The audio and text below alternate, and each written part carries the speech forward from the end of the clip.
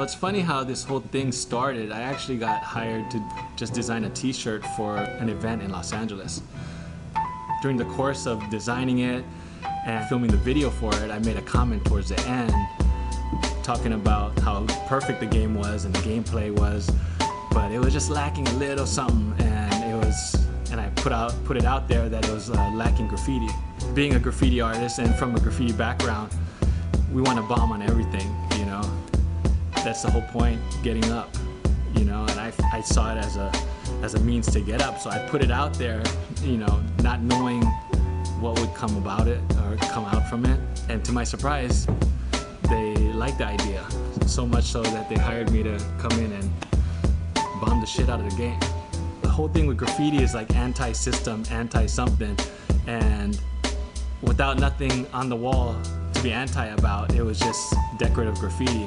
I wasn't with that. So well, we kind of went in and we designed a whole campaign of posters that were pro, you know, the military, and what we did was we fucked it all up.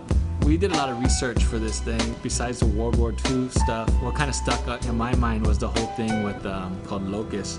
We used everything from mean streaks to chalk to different markers, pencils, dirt from in the back, you know, from the alley. Of course, spray paint, you know, roller paint, scribers, anything we could get our hands on, basically, to get a certain effect. The color palette we went with, for the most part, on as far as all the painting, we did a lot of like buff paint and whites and grays and blacks, and I wanted to keep it true to like even their game feel is kind of dark and gloomy. But you do see some hints of color here and there, but they're definitely layered and in the background, and with posters on top of that.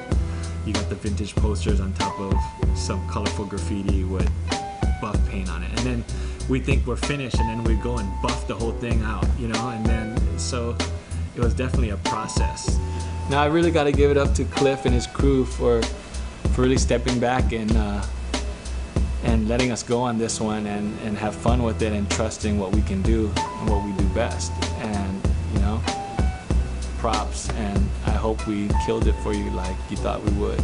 So enjoy.